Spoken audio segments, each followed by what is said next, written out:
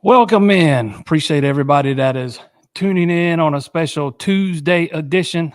Apologies, couldn't be helped. Nonetheless, we are here. We are live. Big recruiting weekend in Clemson this weekend. There's a lot of adjectives you could use to describe what's going on since Friday. But I don't think you could come up with anything. You could use big, huge, whatever you want to call it. Clemson made some noise on the trail this weekend. We talked about, somebody asked me last week, was I expecting a bunch of commitments to come out of this thing? And I said no, because I really wasn't. There were one or two guys that I thought might, there was one I was expecting. I'll talk about him in a minute, but there was one I thought might, but the rest of them, had been pretty adamant they were going to take it through the summer. So whatever happened this weekend, it was big enough for them to say, hey, I'm shutting it down right now. I'm jumping on board right now. I don't need to take another visit. 7 commitments since Friday. The class is now up to number 2 in the country. You got 12 verbal pledges, 13 if you want to count the specialist long snapper. We'll throw him in there too. But we're talking about a class that was ranked, outside of the top 20 a week ago. And it all started off Friday with Adam Guthrie, who was the guy that sitting here last Monday, I thought he was the one that had the best shot at, committing this weekend. And then we find out the next day that he came into town on Tuesday, stayed through Sunday, spent about his whole spring break there. You don't see guys taking those kind of visits. I mean, it's just not something that's done. So when you see he comes in on Tuesday and he's going to stay all the way through Sunday, the writing's kind of on the wall for that one. The other guy that I thought might could shut it down this weekend was wide receiver Connor Salmon. Even though I didn't expect him to, he was a guy that I could see it playing out that way. But guys like Chance Barkley, the offensive lineman, Naheem Burrows, the wide receiver, Grant Wise, the offensive lineman, I would have expected those guys to go into the summer.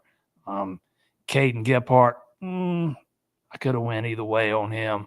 Talked to him a couple of weeks ago, and I knew he was big on Clemson, big on Tom Allen, likes Mickey Kahn a lot. So can't say that one really came out of the blue for me, but some of those other ones did. And it kind of turned out to be a magical weekend. And all I see now is people can't even get excited for it, man, because of the decommitments that happened last class. You're either a pessimist or an optimist. I've learned that a long time ago. I've experienced being both myself, but you'll either get on board or you'll say, hey, I'm not buying it until later on. And that's fine too. I totally understand it, but there's something different with this class now, with the rev share expected to start in July. Clemson's got some money to play with. They're not lagging way behind when it comes to, financial stuff financial incentives they can offer. Let's put it that way. And I've said for a long time, all Clemson, they don't have to go out and outspend everybody. They just need to be competitive in the market, and the rest of the program will sell itself. And I think that's what you've seen happen this weekend. And I've talked to a handful of these guys that committed already. And, the I've had two of them already tell me, that money, that they didn't care about the money. It was everything else. So I tend to think most of these guys are going to stick, unless something, they lose a coach or something to that effect. Never say never. You can't predict all of them will stick, especially in this landscape. But I tend to think most of them will. Still a long time to December, so we'll see what happens. ACC tournament starts Thursday. Baseball sweeps again. They're winning right now. Last I looked, man, I'm not able to watch. I'm up at the beach, taking a few days here at the beach before I go to Charlotte for the tournament, and don't have any Wi-Fi. We're having to run this off my hotspot. So if you lose me, that's what happened. But yeah, it was just ginormous weekend. I don't know any other way to say it. I've talked to several guys who were there this weekend, that didn't commit, that are still going to take summer officials and stuff, man. And there's one word almost every one of them uses, and they say it was different. Clemson's different. There's something different about Clemson. You kind of always, that's kind of been one of those things recruits have said over the years, but it's starting to take on a little bit different meaning for me anyways. Just because they're able to be a little more competitive with the financial stuff. And when you put Dabo on equal footing with some of these other schools, man, he's liable to out recruit you. He's showing that he's still got plenty of gas left in that tank, and there was a lot of people that were doubting that a year ago, 6 months ago. But again, if we still got some ways to go to signing day, there's still some other guys that they need to get on board. And then they still need a running back. We'll see what happens there. They had one on campus over the weekend, Javion Mallory, excuse me. A 4-star running back. Then they had one that was there last Monday, Carson Baker. They offered both of them. And Jay Lamar is another running back that's going to visit later in March. So we'll see if he ends up getting the offer. I lean towards thinking he will, but first visit for both those running backs, and it'll be the first one for Lamar too.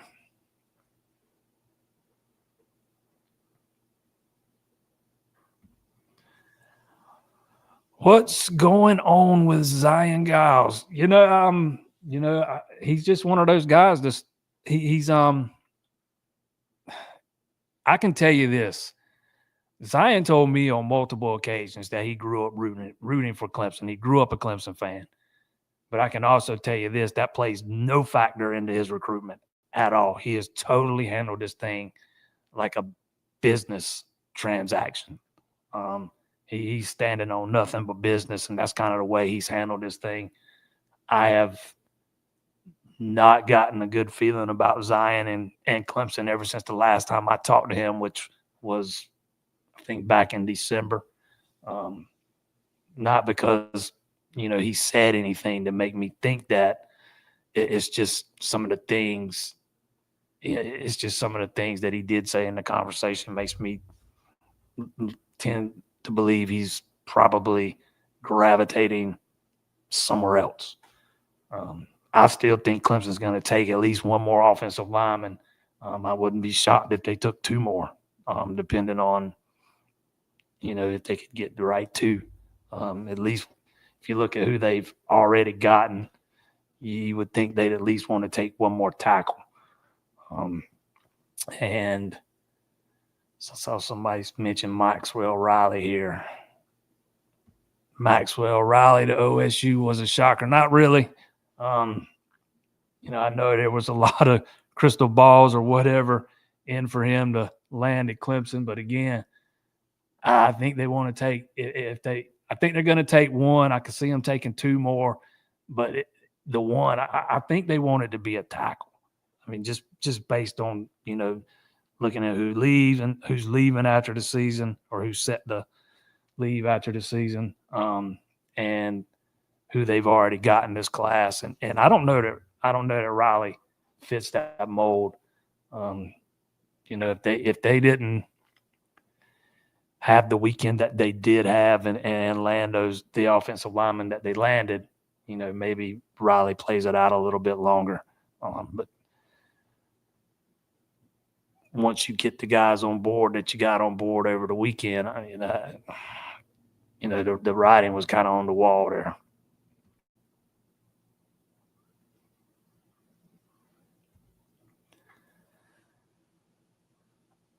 What's the number for wide receivers in the 2026 class? I would expect them to take at least one more. Absolutely. I don't think they're done at wide receiver. I think they would 100% take Sedarian Morgan. Not that I'm all that confident they're going to land him. I think they'd still take Mosley too. I think they probably got a better shot with him than they do Morgan. Gordon Sellers is another guy.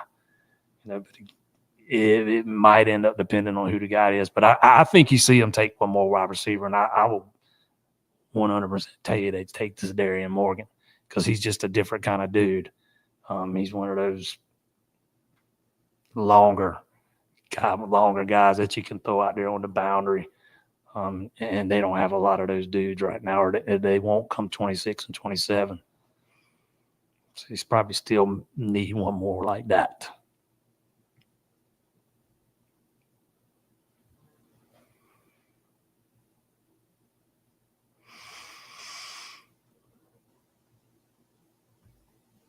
Trending towards Polo Anderson as well.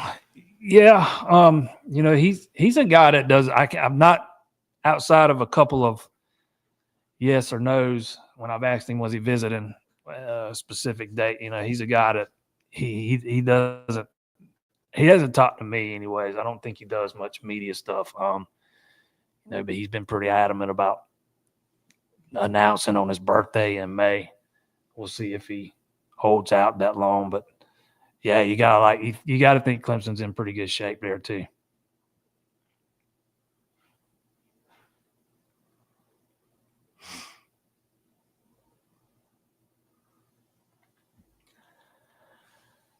What is I haven't even really thought about what the total number is, because it's going to be a little different with the 105. I don't know what the set number at each position is going to be. I need to see if I can find that out. But you would expect it to increase at every position with the 105, or that would be my thinking, anyways. So I don't really have a number for that. I haven't even really tried to figure it up yet. That's something I need to do this week, though. Glad you said that. You're already at 12. You're going to have a lot more guys, running out of eligibility after this season than you did after last season. So you're going to have to replace a lot more. This is going to be one of those bigger classes. Clemson's tended to take a bigger class every 3 years already. And this is that year. This is that third year where they were already looking to take a bigger one, expand the rosters to 105 and give everybody a full scholarship. And, it gives you some more wiggle room. So that's why I think they'll take at least one more receiver. And I can see a path to where they get 6 offensive linemen, because you're able to expand the roster. I think that's, played a part in why they, at least a little part, and why they took 2 quarterbacks. I know it played a part in taking the long snapper, Alex Nacco, and giving him a full ride. So that new rule has kind of changed some things. You don't just have your standard numbers like Clemson's always like to carry. What was it, 13, 14 offensive line? I don't have it with me. I'm not at home, but I usually keep a note of that. And 8 or 9 or 10 receivers. I can't remember what it is off the top of my head, but I know it was 5 running backs. You prefer to take 4. carry 4 quarterbacks and those kind of things. But I think some positions, those numbers are going to expand.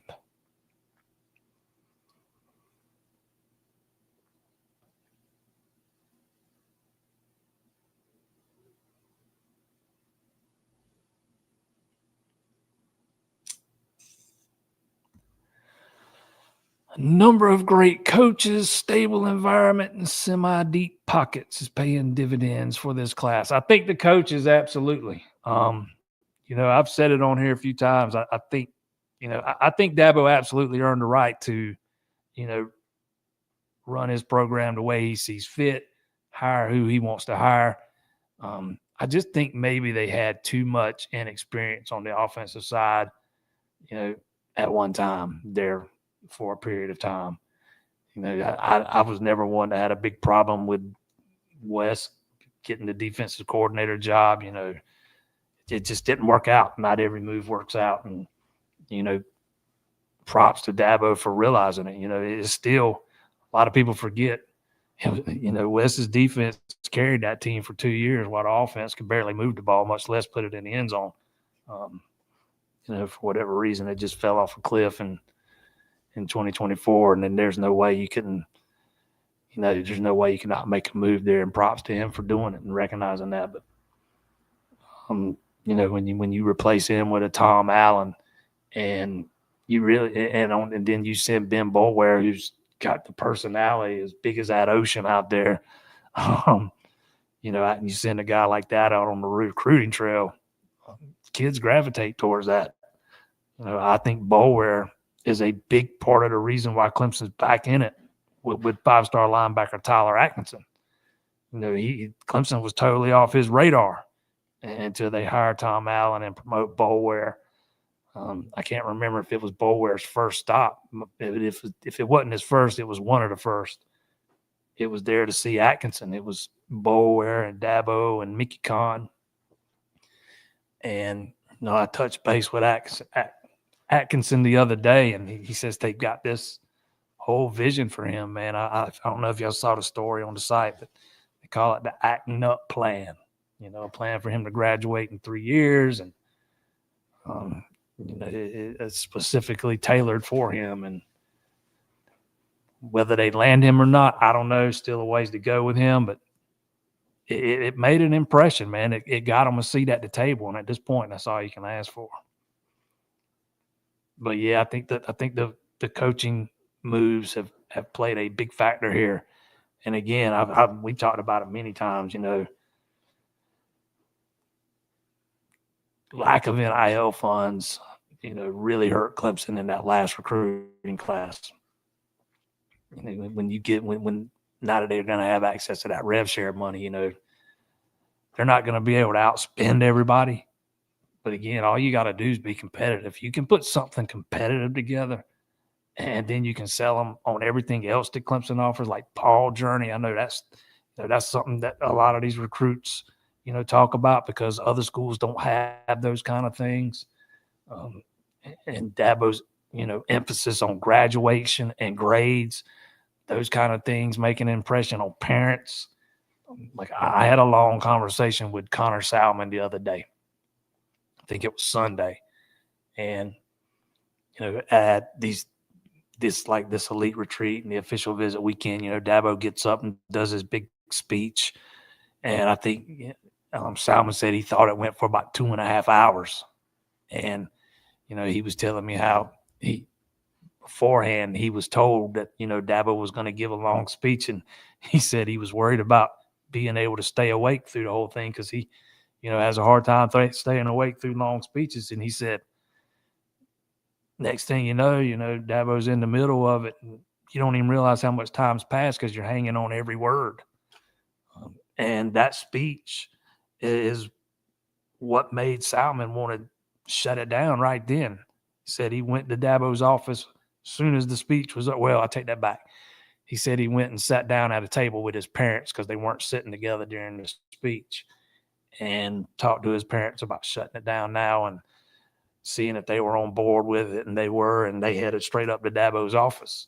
And only thing is, Dabo wasn't in his office. he and some of the offensive assistants were still out in the hall celebrating because Naheem Burrs had just done the same thing. Went up there right after that speech and committed right then. So those speeches and the way Dabo delivers them, and how he lays out everything Clemson offers, not just the money stuff. When you can make competitive financial offers, the other stuff becomes much more attractive. Talked to Adam Guthrie today, and he says money's hardly been a topic of discussion. It's all the other stuff that he's interested in.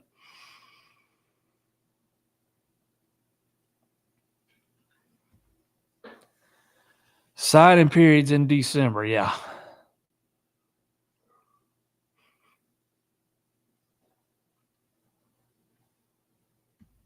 How many linebackers?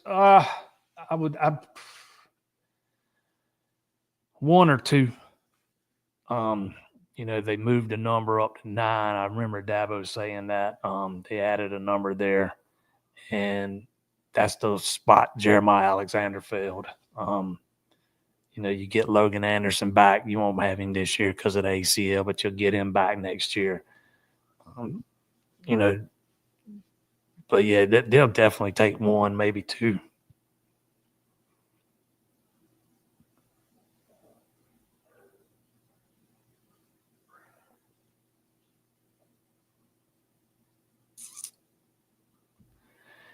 Expert ratings aside, is Burrows the highest potential of the 2 wide receiver committed so far? I think Burrows has an extremely high ceiling. I love Salmon as a prospect too. They're both burners.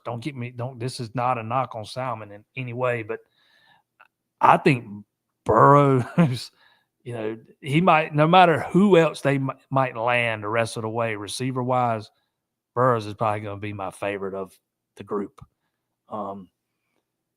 He's one of those. He's a little bit. I don't want to say he's small, but he's not 6'3". He's not 6'4". I think he's 6 foot, 6'1". He's one of a little bit on the smaller size. Think maybe like Antonio Williams, but much faster. And he's twitchy. Man, he's twitchy. But yeah, I would probably agree with that. And again, that's not a slight on Salmon because, you're talking, depending on what service you're looking at, you're talking about a top 100, top 150 guy. You got to be pretty good to be ranked that high. But they can both motor, man. They were both run 10-point-something 100s. I think both of them run under 10.5 or under 10.6, 100 meters. That's moving. That is moving. They have definitely added some speed there.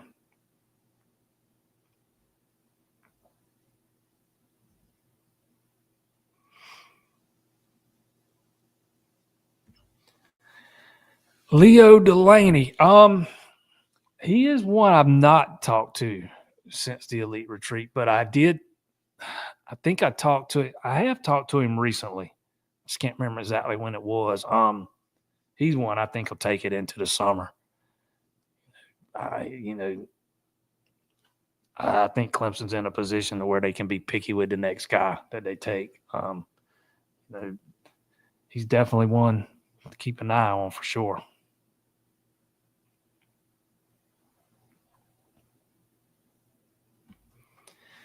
Can't remember the last time we got 5 commits in 7 days. Yeah, I don't know that I remember it either.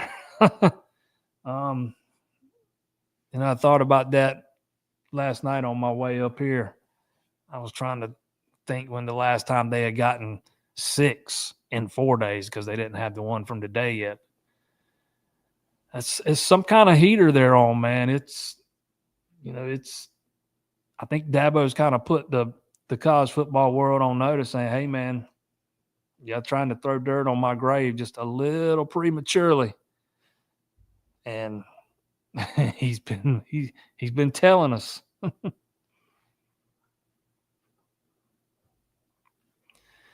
McGill, the running back, coming to Clemson tomorrow for a practice visit. No. I have not even there's a reason that I'm not even reported about that visit.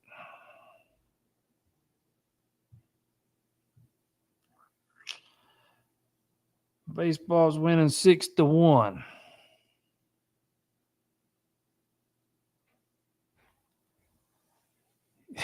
Yeah, I tried to use the ocean as the backdrop, man, but the light was not cooperating at 7 o'clock. That's why I was a little late getting it rolling because I had to move it around late.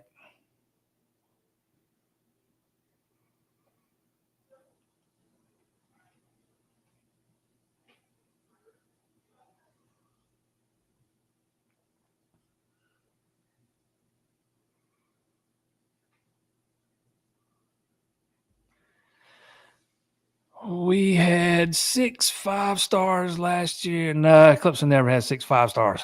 But I get your point. I forget they had 6 or 7 decommitments. Yeah. What do I think is going to be different? Like I talked about at the top, in case you missed it, I think the rev share money makes everything different for Clemson. They really, there's no other way to say it. There was a lack of NIL funds. Everybody knows how much of a priority Dabo puts on, retention. And when you don't have as much money as some of the other schools, you got to make a choice. Hey, do I want to pay the guys that have been here and been loyal to me, or do I want to pay the high school guys that have never played a down? Well, we all know which way Dabo chose to go. It's not to say that the high school guys didn't get anything. There was a line you had to walk there. I just don't think they could afford to do both. And now I think they've got I think now there's a path to being able to do both with the rev share. And again, I don't think Clemson's got to go out and outspend everybody. This first year of the rev share, you get 20.5 each school, and you can choose to spend it however you want on whatever sport you want. And Clemson's going to put almost all of it into football. Basketball get what's left over, and I don't expect any other sports to get anything. I think football is probably going to get somewhere between 17, 18 million of that, maybe even a little bit more of the 20.5. So they're going to get a large percentage of it. And that's every year that you can, divide up between the 105 players on your roster, however you see fit. And Clemson's not had that type of money in the past.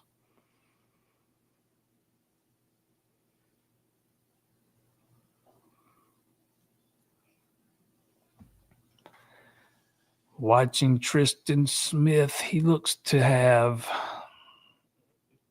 I think I know what you're trying to say here. I spent a lot of time watching Tristan Smith the first 2 days in practice because me and Will, we both go to practice and we kind of split it up. He looks at the defense and I look at the offense. And I spent a lot of time watching Tristan because he intrigues me because he's so long. He just gives you something a little different they've not had there in quite some time. Had a lot of drops. I shouldn't say a lot, but he had some drops the first day. Was getting some one-on-one attention from Lonnie Galloway, a lot of one-on-one attention. And I noticed the second day we were there, he was getting a lot of one-on-one attention before practice even started from Galloway. So, that right there tells you or gives you some insight on how big of a hire that Galloway was or is. But listening to Tristan talk last night, you kind of get a feel for where he's at. He talked about how challenging it's been, to learn a new offense, to learn a new system. It's his third one now. So he spent a couple of years at JUCO before he moved on to a FCS school last year. Says he fully expects, just like he did at his last 2 stops, he'll get it. He'll get it down. He said, but he mentioned the summer and into the fall. One thing that I did notice out of that interview last night was him talking about how he and Klubnik were out throwing before spring practice even started, try and build some of that chemistry so Klubnik can see where he likes the balls delivered. That was really one of the things that stuck out to me. But He does have long arms. I think that's what you're trying to say here. He's long, period. Um, he is a really good looking receiver, man. Maybe not the route runner of an Antonio Williams or a TJ Moore, but I think he's going to help the offense. I'm not saying he's going to go out and start every game, but he's going to be a guy that they can roll in there, and he'll give you another dangerous weapon out there as a pass catcher. I know Will Helt and Jeremiah Alexander get a lot of the attention of the three transfers, but to me, I've talked about this before too. I think he was a very underrated take.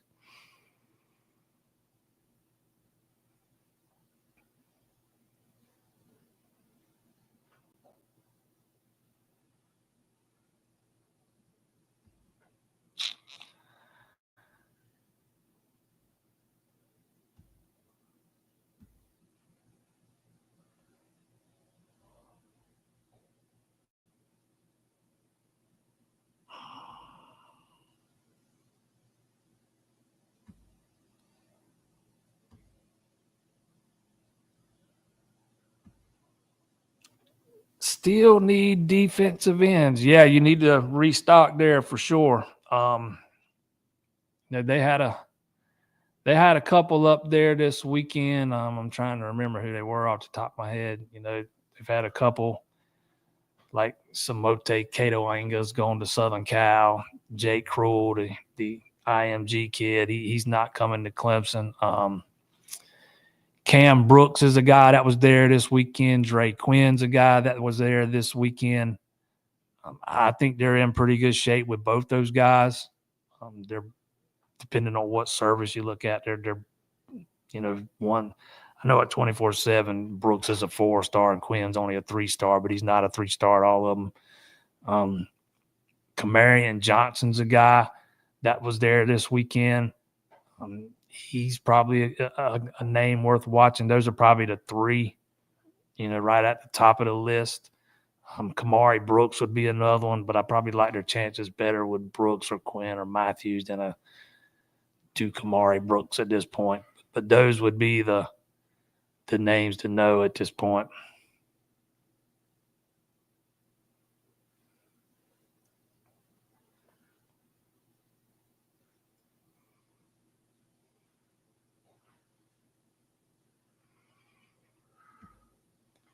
Coach BV has the hardest schedule next year. Any chance he gets fired?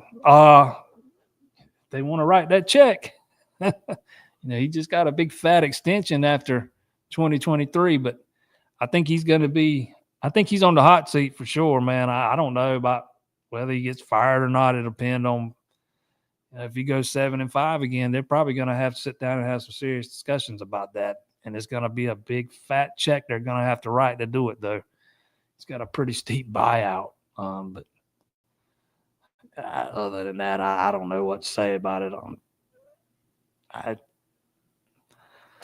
don't pay much attention to Oklahoma. I have time to cover one school. That's enough.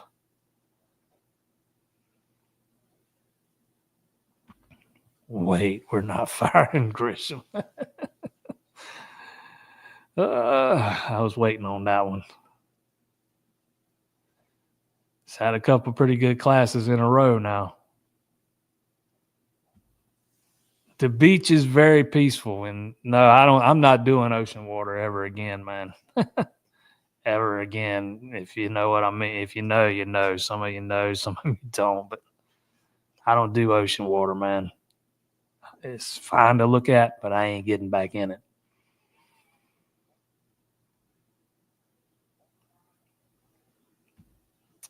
Do I see Gebhardt growing into a hybrid safety linebacker? He does. He will strike you. He will strike you in a minute. That guy plays with some physicality for sure. He talked about, maybe, I don't know about that hybrid. And when I'm thinking, when you say that, I'm thinking like that nickel guy. Yeah, I could absolutely see him filling that spot. because you need a guy that likes to that does not shy away from contact in that spot. But yeah, that's absolutely the role I kind of see him filling.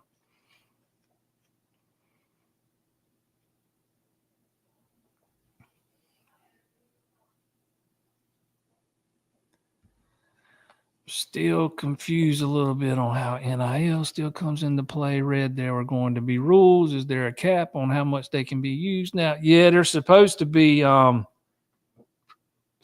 supposed to be some guidelines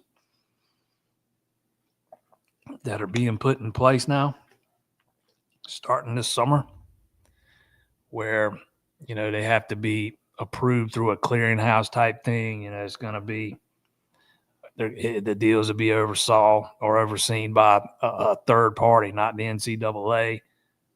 They'll have to be legitimate NIL deals. There can't be any more pay for play with the collectives. But Dabo's pretty confident it's going that way. I don't share his optimism on that. I just don't know how something like that's going to hold up in this, the society we live in today. Even if they try to enforce that stuff, there's a pretty clear Supreme Court ruling about not being able to limit those, those kind of financial things. So I still think NIL's going to be, still a thing. I think the collectives will probably go away at some schools. Some schools they won't. Just depends on which school you're talking about. I do tend to believe that at some of these schools that have been doling out buttloads of NIL money, that now that they've got some of this rev share money to spend, maybe a booster is a little more hesitant to throw around $2 million, $3 million for one player or two players. Hey, why are you coming to me?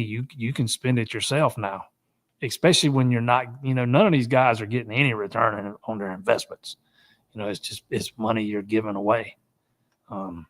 Heck, they're not even getting these kids to advertise their businesses, the ones that, own businesses. So, they're just giving it away. You can't write it off, so it's not a tax write-off. So I am curious to see if some of these, there's still going to be some that do it because there's guys that are so rich, they're not going to miss it. How long they do it, that's a different question. But I do think there'll be some that have second thoughts about how much money they've been doling out the past 2 or 3 years, seeing as now the schools can pay it themselves. But NIL is still going to be a thing.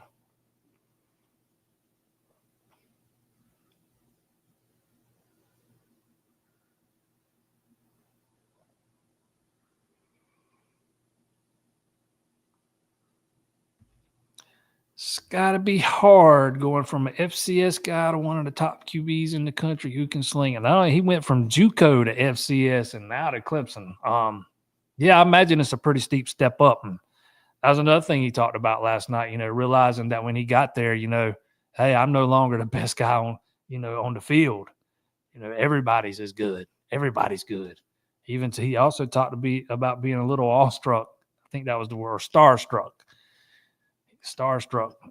by Cade Klubnik because, he had always used Clemson when playing the new NCAA game, and Klubnik was his quarterback. So, but I think he's going to be, I think it's going to benefit him that he doesn't have to be dependent on to be the guy, that he's just going to be a complimentary piece in a room full of really good receivers. So he doesn't have to feel all that pressure and feel like he's got to carry the offense. He's just got to do his part. And if he can buy into that and get the playbook down, which he's done at 2 different schools already, I think he's going to help him.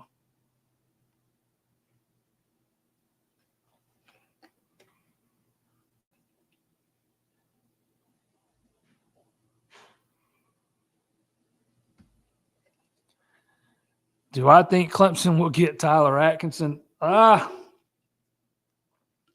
He's going to be a hard pull, man. Make no mistake.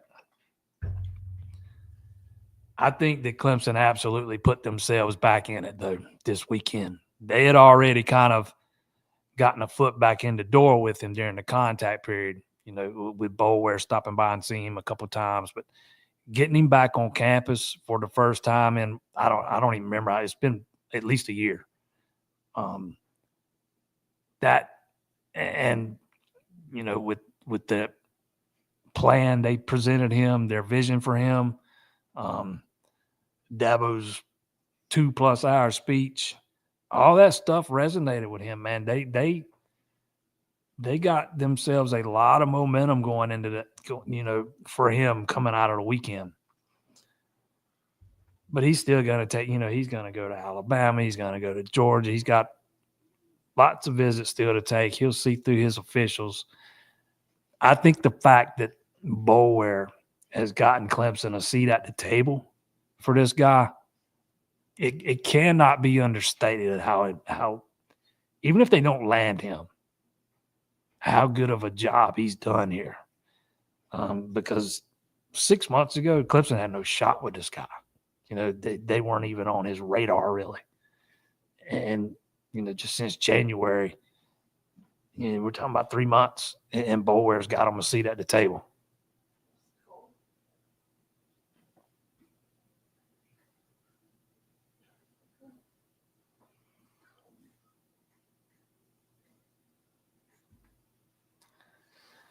Tabo's saying mostly positive things about Gunn and Smith. Yeah,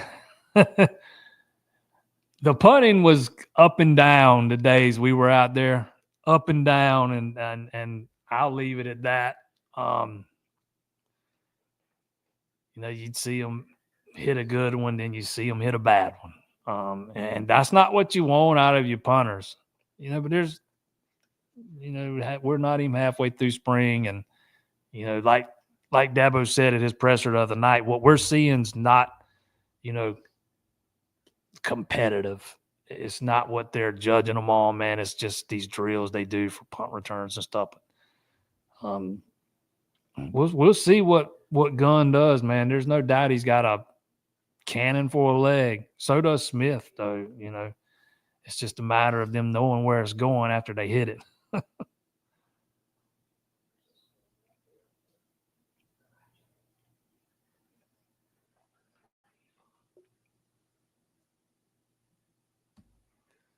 Is Amari that good? Yes.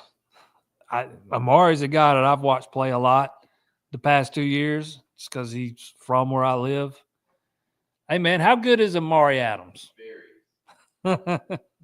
That's the guy I went to high school with him. Is he going to be into too deep this year? I don't know. Clemson's got a lot of depth at defensive tackle. But he's physically ready to play right now. He was day one when he got to campus in January. But it'll be hard for him to crack that too deep this year with all the bodies in front of him and all the talent in front of him. But I'm not saying this out of the question. Don't tell somebody it's impossible. Because he's talented enough to do it. The guy is big, he's strong, powerful, man. He's quick as a hiccup. And man, for a guy that's 6'4", whatever he is, 300+ pounds, he is smooth as silk.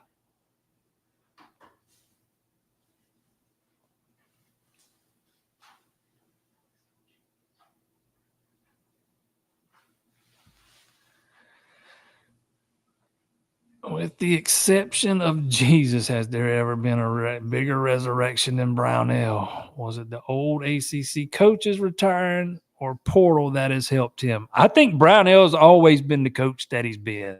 I think Brownell's always been an excellent X's and O's guy. I think he's a really good motivator. For a lot of his career, over the first half of his career, when there was no portal, and the facilities at Clemson were not up to par with the other ACC schools, he had nothing to recruit with. And then even after that, they spend all that time renovating Littlejohn. He spends a year not even playing in his home Coliseum. He was just put behind 2 8 balls for so long. And then once they got situated in the new building, he makes that run, he makes that run to the Sweet 16, and he was able to use a couple of transfers to do it. And now that with the advent of the portal and the way it's evolved, and with him having some pretty good NIL backing for basketball, he's been able to dip into the portal and get what he needs. You can't get it the high school route. Now you can go that route and get it. So to me, I think that's the biggest thing that's kind of springboarded Clemson to where they are now in basketball. It's been the advent of the portal and Brownell not having to solely rely on recruiting high school guys to Clemson, because Clemson's got no history, no track record when it comes to basketball.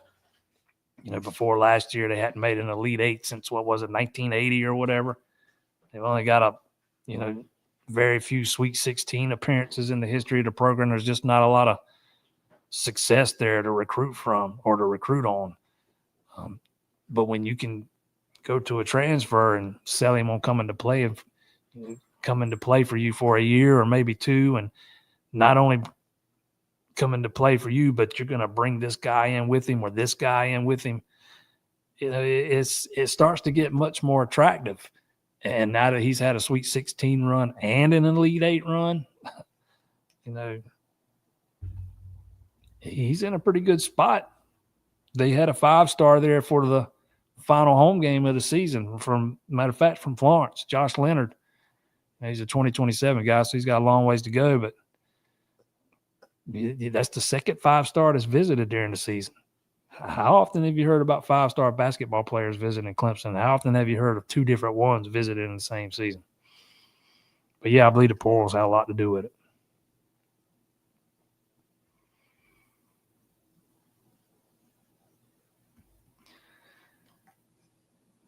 The only ocean water I get in is down in the islands. Well, I don't even get in and down in the islands just because you cannot see everything. I promise.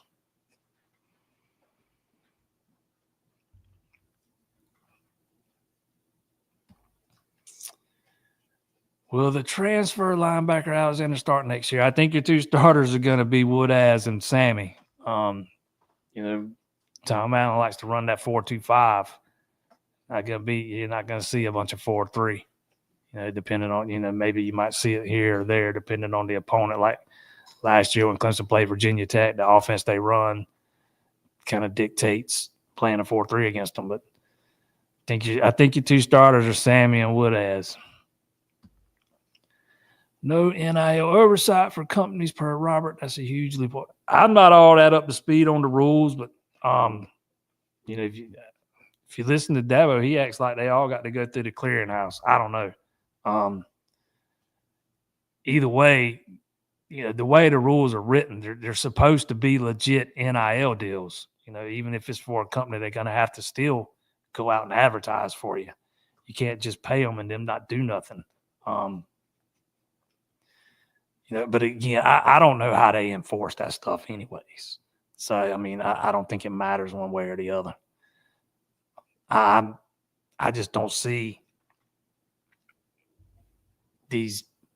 I'm not saying nobody. I just don't see as many schools or the boosters throwing as much money around as they have been, knowing that the school can go out and spend all this money now.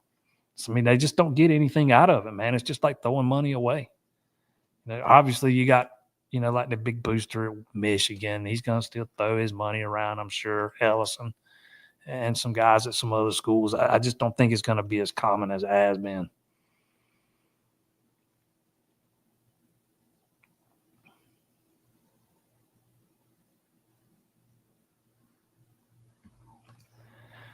What are Clemson's chances to get Javion Mallory?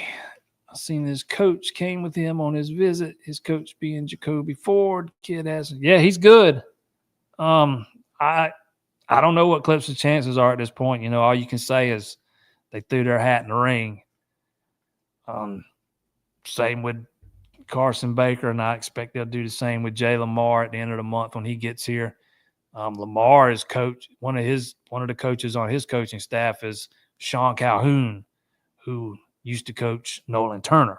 So you got to end there with him too. But To me, those are three solid backs. If you can land one of those three, I think you're good to go.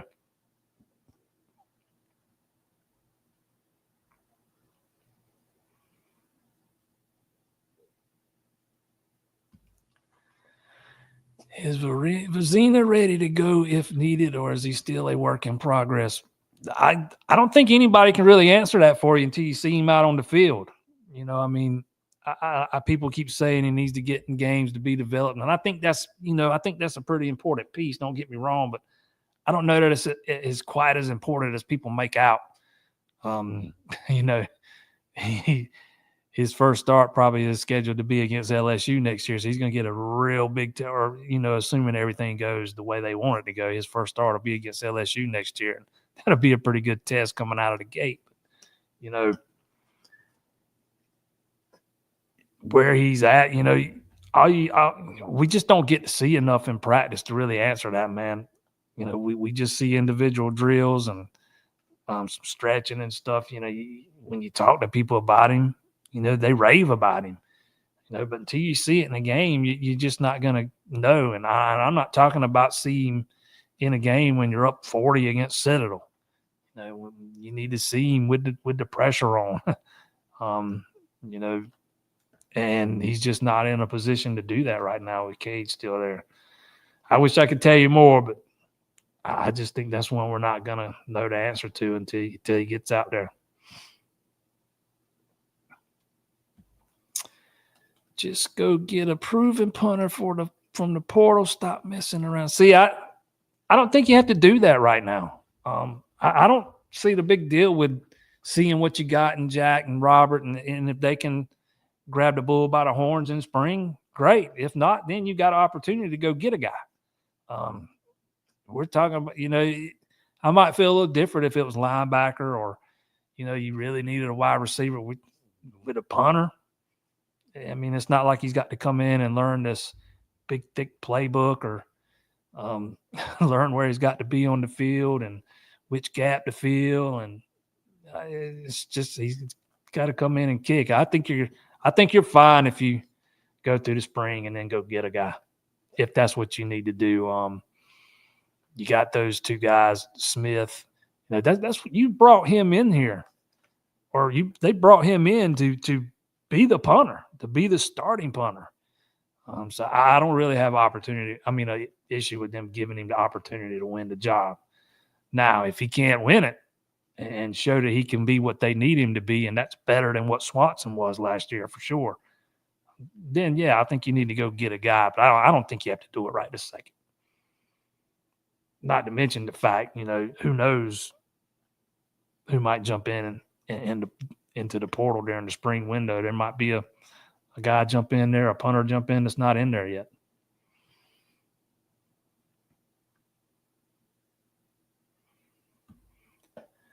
Going back to the NIL, is that what the basketball and baseball team will have to live off of? Basketball gets some of the rev share. I don't think baseball will. So, yeah, baseball will have to live off NIL. I mean, that's why Eric Bakich he's so outspoken about it.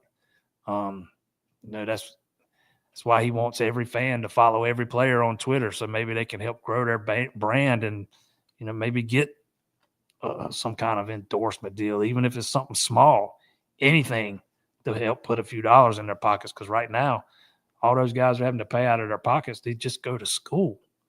They don't get full rides. That's supposed to change here when the new roster limits, scholarship limits take effect. Clemson's going to offer full rides to all the players on the roster. But as of right now, they're paying out of their pocket.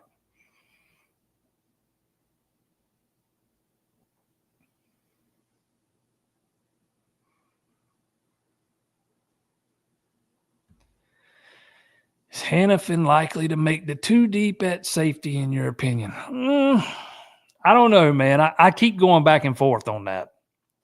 I had somebody tell me recently that he was going to come out of nowhere and win the starting job. We'll see if that happens, but he's definitely a guy I think is going to play, man. I think he's got some upside at safety. Maybe they should have moved him sooner than they did. Although he was hurt that year, to be fair, but had they started him out over there, he'd already be a year ahead. But he's got a pretty high football IQ. It shouldn't take him too long to get most of it down. But I think he's good. I think you're going to see him on the field. I don't know whether he's going to be into too deep. I'll just say this: it would not shock me in any way to see him, win one of the backup spots. I wouldn't be all that surprised if he didn't either. But that guy's a hard worker, man. He's a baller.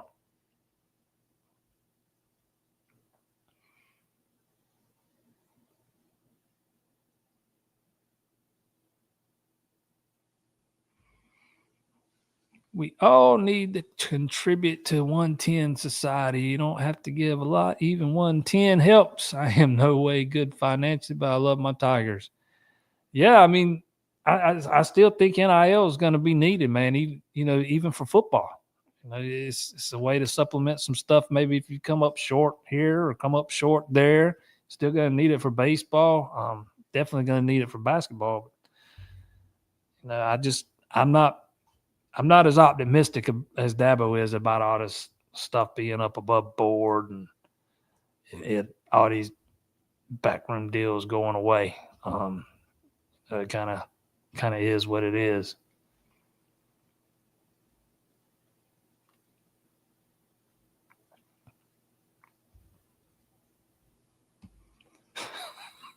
So what's the plan for an elite QB? What if I told you they've already got one committed?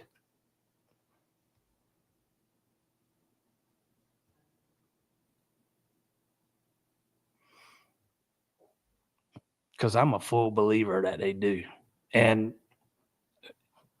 I mean, you don't know that Chris Vizina's not going to be fine as the next guy. Nobody does. I mean, you don't have to have a 5-star to be elite at QB. QB is all about development. Just got to get the right guy. And I'm telling you, I believe Tate Reynolds has got his high ceiling, an extremely high ceiling. I think that kid's severely underranked, and he is going to shoot up the rankings throughout his senior season. Hurts him some that he plays out in Arizona, but at the end of the day, it's not going to hurt him, as much later as it is now, especially if he goes and works out at some of these camps, these national camps, and people start laying eyes on him. That guy's a dude. I mean, if you want to just look at his recruiting rankings, and write him off by that, be my guest. Do so at your own peril.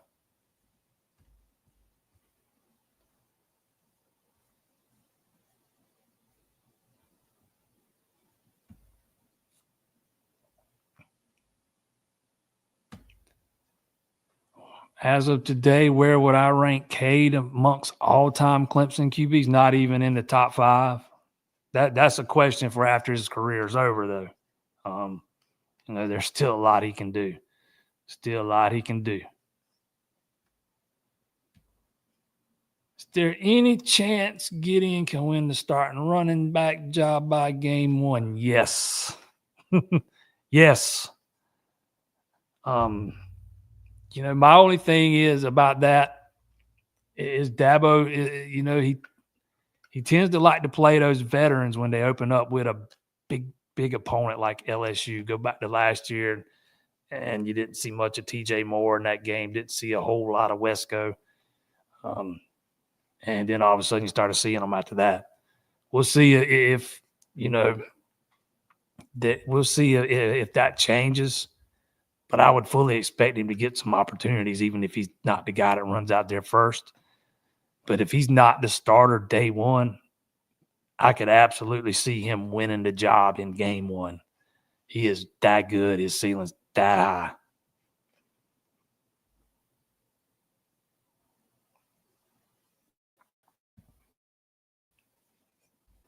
We'll be able to keep Reynolds. Or will another team poach it? You can never predict who will get poached and who won't. But I've had a couple of conversations with Tate over the past few months, 3 or 4 to be exact. And I think Clemson's going to be able to keep him. And I also think that it's going to be harder now for other teams to poach Clemson's players. just because of the rev share money. I know a lot of people make it sound like these kids are out looking for the highest deal and that's where they're going. And some will. I'm not saying that some don't do that because they absolutely do, but I don't think it's as many as people make out. I saw a comment the other day on a Facebook post about one of the new commits, and one guy said, just wait till somebody offers him $1 more. It don't work that way, man. Some guys do that, but I don't think most guys do, man. I think Clemson's fine as far as they can, be competitive within the market, and this new revenue sharing thing, allows them to do that. And Tate's a guy who I think absolutely wants to play at Clemson. He wants to play football and baseball. I don't know if he's going to be able to do both. It's going to be extremely hard to do both as a quarterback. It's not like it was 15 years ago when Kyle Parker was the quarterback. Especially let's say he comes in 2020, he comes in next year, Cade leaves, man, the job's wide open. How are you not gonna, be in spring practice some? How are you gonna go back and forth between football and baseball in the spring when the quarterback job's wide open?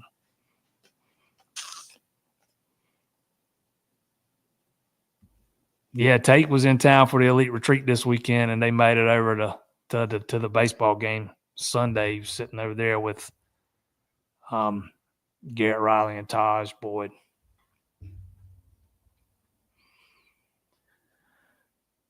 Want to appreciate everybody that tuned in tonight, found me on Tuesday. You know what? Let's thank our sponsor, A-Glass. 2 locations, one in Florence, one in Sumter. Take care of all your auto glass needs and get yourself a free quote today, myaglass.com. Michael, Ryan, Stan, those guys been in business a long time over there, man. I say it all the time, but I say it because it's true. Any kind of auto glass needs you have, they can take care of you. Give them a call today or visit their website, myaglass.com. 2 locations, one in Florence, one in Sumter. A-Glass for when you need a glass. Again, I want to thank everybody that tuned in a day late. The travel schedule just made it where there was just no way I could do it last night. Just impossible. Sometimes it happens. If I'm able to do it on Mondays, I'd do it. But we'll be right back next Monday, 7 p.m. And for you baseball fans, we're going to do the baseball show this week tomorrow night. I said 7 o'clock originally. That's what we're shooting for. Might start a little bit later because Ashby's got something she's got to do. So if it's not right at 7, we're coming. I promise we'll be there. So check that out. And if you're not a baseball guy, right back here next Monday, 7 p.m.